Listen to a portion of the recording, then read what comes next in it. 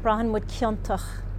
Ciontach má támuid ag obair, ciontach má bhfuil an teach glán, má bhfuil an béle an sin ar an mór ag an am ceart, má támuid crosta lena páistí, brahan mud ciontach. Tá lán rudaí lena bhfuil tuismóirí a bratha ciontach margheallar.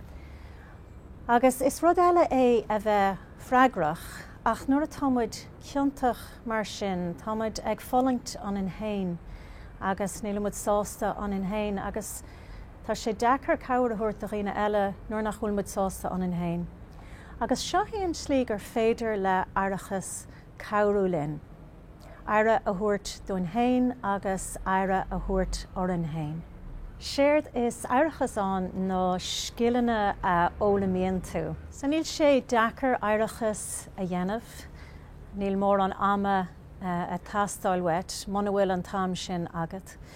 Níl an ach ord a thuirt ar do anáil, ar feadh cúpla nóméid. So is féidir é a dhéanamh nuair atá tú déanamh rud éigin eile chumá, is féidir é dhéanamh nuair atá tú ag olbhún dinnéir, nó ag déanamh obairtí, nó gléasan na páistí, is féidir é dhéanamh ar amar be.